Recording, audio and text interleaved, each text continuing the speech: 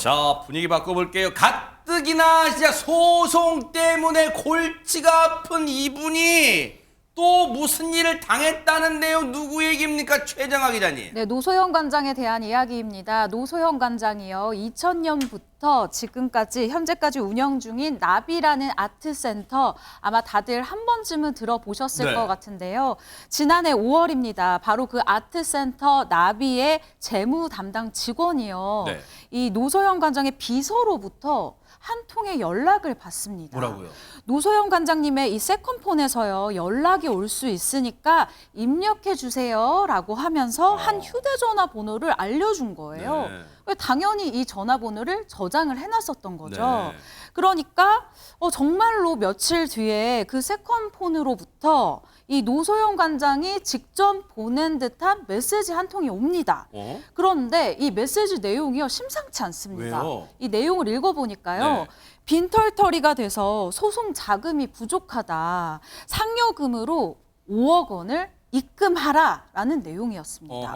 이 취지의 메시지를 읽고 나서 이 재무 담당 직원이요, 비서가 알려준 계좌로 즉시 5억 원을 송금을 합니다. 어머나, 이 문자 내용을 보면 박성배 변호사님, 노소영 관장이 지금 이혼 소송 관련 이 송사 업무를 하다 보니까 돈이 떨어져서 회사 돈으로 자기 그 비용을 충당했다는 거예요, 지금? 그런데 여기서 반전이 있습니다. 담당 직원이 비서에게 속은 것이었습니다. 알고 보니 이 번호 비서의 번호였고 비서가 노소영 관장을 사칭해서 5억 원을 보내라는 메시지까지 전송했던 것입니다.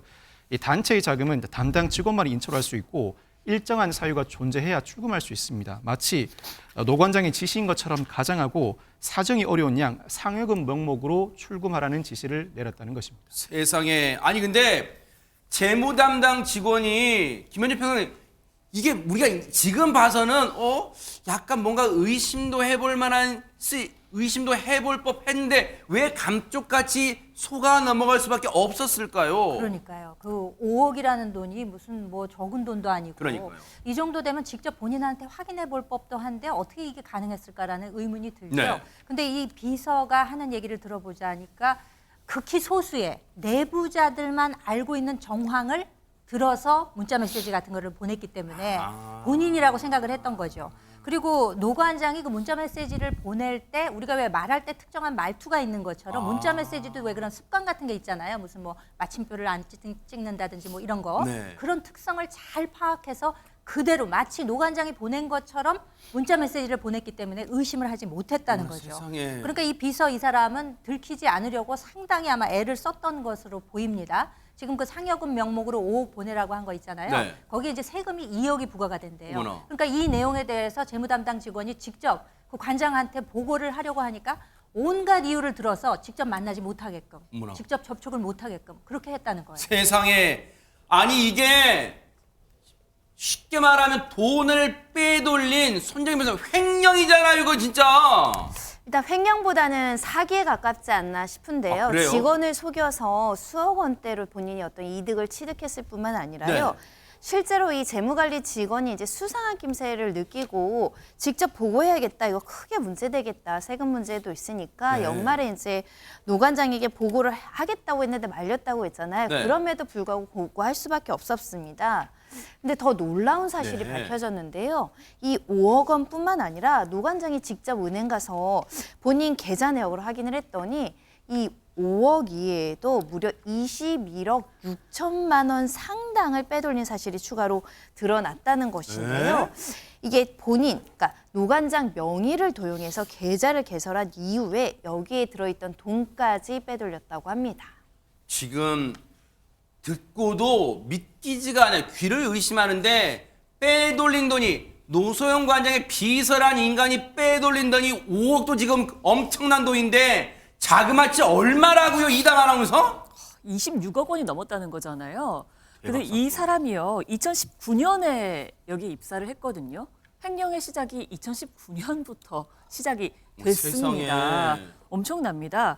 이 비서가 입사한 해에요. 노소영 관장의 신분증 사본과 인감 도장을 갖고 있었나 봅니다. 아마 어머나. 노 관장의 보조 업무를 했기 때문에 필요했던 아. 모양이죠. 근데 이걸로 노 관장의 계좌가 있는 은행에서 인터넷 뱅킹을 신청하고 OTP 카드를 발급받습니다. 돈을 빼내는 거 아주 쉽게 하기 위해서 준비를 한 것 같습니다. 그리고는요. 2019년 12월부터 2023년 말까지 한 달에 한두 번 매달 노소영 관장의 계좌에서 돈을 빼냈습니다. 적게는 100만 원, 200만 원 정도부터요. 많게는 4, 5천만 원까지 수십 차례에 걸쳐서 돈을 빼냈는데요. 이렇게 빼낸 돈이 총 19억 7,500여만 원이 되는 겁니다. 그리고 이 돈을 모두 본인 계좌로 입금을 했습니다. 저 노소영 관장의 비서란 인간은 지금 보니까 간이 배 밖으로 나온 인간이에요. 손정혜 변호사님, 이게 평생 안 걸릴 거라고 생각을 했을까요, 진짜? 가까운 사람이 더 무섭다 이런 생각이 드는데요. 심지어는 노 관장이 이 부분에 대해서 직접적으로 확인을 안 하니까 이런 대범한 짓까지 벌였습니다. 2020년부터 2022년까지는요. 아예 은행 가가지고 대출을 일으키는 거예요. 세상에. 노 관장님 명의로 본인의 어떤 신용이나 이런 것들이 좋다 보니까 1억 9천만 원을 대출받는데 그것도 2차례에 걸쳐서 대출을 받았고요. 와. 그러면 총 3억 8천이 넘습니다. 와. 이 대출을 받아서 빚낸 돈까지 본인 계좌로 옮겼습니다. 2차례에 걸쳐 대출받은 게 1억 9천, 도합 1억 9천만 원인데 그 1억 9천을 대출받아서 다시 본인 계좌로 넣었다는 거예요. 박성배 변호사님, 이 인간을 어떻게 해야 되는 거예요? 지금 혹시 이거 아직도 모르고 아직도 못 잡은 거예요? 이 인간 어떻게 해야 됩니까, 이 인간을? 모든 사정을 다 알게 된 노소영 관장이 비서에게 사실관계의 진술서를 받습니다. 저도 이 사건 처음 접하면서 범행이 사실일까 의문도 들었는데 재무담당 직원이 상당히 구체적으로 진술하고 무엇보다 비서 스스로가 인정하는 취지의 진술서를 작성했다고 합니다. 사실 가능성이 상당히 높아졌는데 다만 비서는 5년간 거액을 빼돌린 사실은 인정하면서도 금전의 행방이나 공모 여부 등에 대해서는 함구하고 있다고 합니다. 누가 있을 수 있겠네요, 진짜. 결국 노 관장 측이 이 비서를 지난 1월에 경찰에 고소했는데 범행을 매우 치밀하고 계획적으로 저지른 점에 비춰보면 가족 또는 지인이 범행에 가담했을 가능성이 상당히 높다. 아직 쓰지 않은 금원이나 3자에게 보관시킨 금원 등에 대해서 조사를 빨리 진행해달라고 경찰에 요청하는 상황입니다. 비서는 현재 불구속 상태로 경찰 조사를 받고 있는데 상황에 따라서는 수사 단계에서 구속될 가능성도 배제하지 못할 것 같습니다. 통상 사기나 횡령 사건은 다툼의 여지가 커서 수사 단계에서는 불구속하는 경우가 일반적인데 금액이 크고 누군가를 사칭하는 등 범행의 정황이 명백할 뿐만 아니라 무엇보다도 변제 의지를 보이지 않는다면 수사 단계에서도 충분히 구속될 수 있습니다. 은혜를 원수로 갚아도 유분수죠. 이런 몹쓸 인간은요, 간이 배 밖으로 나온 인간은 반드시 법에, 그리고 진짜 누가 있을지도 몰라요. 이걸 이렇게 무시무시한 범죄를 혼자서 저질렀을까요? 반드시 뒤에 누군가 있다면 반드시 수사당국이 밝혀내 주시기를 바랍니다.